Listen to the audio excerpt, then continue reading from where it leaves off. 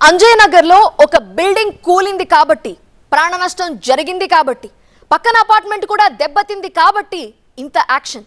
ఒకవేళ కూలకపోయి ఉంటే 40-50 గజాల్లో 6-7 అంతస్తుల నిర్మాణాలు యథేచ్ఛగా జరుగుతూనే ఉండేవిగా. అధికారులకి డబ్బిస్తే ఎలాగైనా కట్టేయొచ్చా? నాలాలు ఆక్రమించి మరీ నిర్మాణాలు చేయొచ్చా? ఇష్టారీతిన పర్మిషన్లు ఇస్తున్న అధికారులపై యాక్షన్ ఎప్పుడు?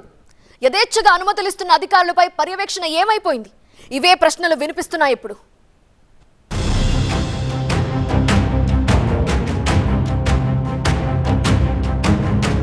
ఏదో ఒక బిల్డింగ్ కూల్తే గానీ, ప్రాణాలు పోతే గానీ హైదరాబాద్లోని అక్రమ నిర్మాణాలపై చర్చ జరగదే. ఎంతో కష్టపడి పైసా పైసా కూడబెట్టి కట్టుకున్న ఇంటిని ఎవడో అడ్డదారిలో కట్టుకున్న బిల్డింగ్ వల్ల కోల్పోవాల్సి వస్తే అదెంత దారుణం. సాజిద్ కట్టిన ఒక్క అక్రమ నిర్మాణం దాదాపు 10 ఫ్లాట్లను కూల్చేస్తోంది. సుమారు 25 కుటుంబాలు అంటే 100 మంది కట్టుబట్టలతో నడి రోడ్డుపై నిల్చున్నారు. ఎంతో ఇష్టపడి దగ్గరుండి మరి ఇంటీరియర్ చేయించుకుంటే కళ్ల ముందే తమ ఇళ్లను కూల్చేస్తుంటే ఆ బాధ వర్ణనాతీతం. జయదర్శిని అపార్ట్మెంట్ వాసుల బాధ ఇది.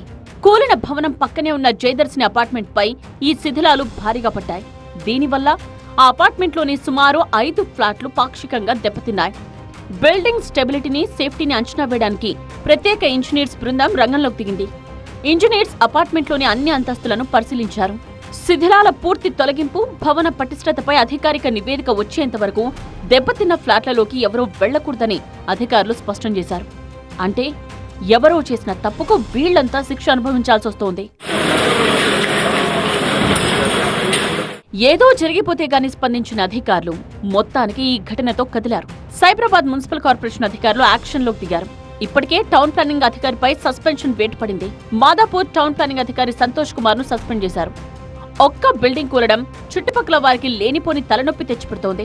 అక్కడున్న బిల్డింగ్లన్నింటినీ చెక్ చేస్తున్న అధికారులు అంజయ్ నగర్ లో ఉన్న కొన్ని హాస్టల్స్, కమర్షియల్ బిల్డింగ్స్ అక్రమంగా కట్టినవే అని తేల్చారు. అక్కడ నిర్మించిన నివాస భవనాలపై కూడా అధికారులు దృష్టి పెట్టారు.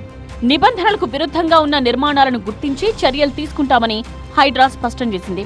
అంజయ్ నగర్ లో ప్రత్యేక డ్రైవ్ చేపడతామని హైడ్రా కమిషనర్ రంగనాథ్ ప్రకటించారు.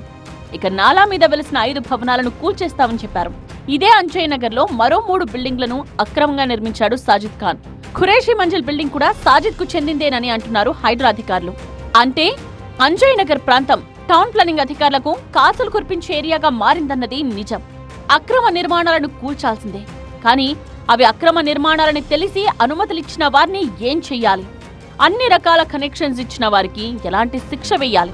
పట్టించుకుని అధికారగణంపై ఎలాంటి యాక్షన్ తీసుకోవాలి? ఇవేవీ ముందు చేయకుండా ముందైతే కూలగొట్టడమే పనిగా పెట్టుకుంటే అదేం సరైన చర్య అనిపించుకుంటుంది.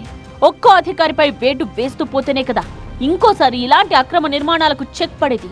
ఇకపై కూల్చాల్సిన అవసరం కూడా రాకపోయేది. సో మూలాల్లో ప్రక్షాళన తేకుండా కూల్చివేతలే పరమావధిగా వెళుతున్నారు అధికారులు.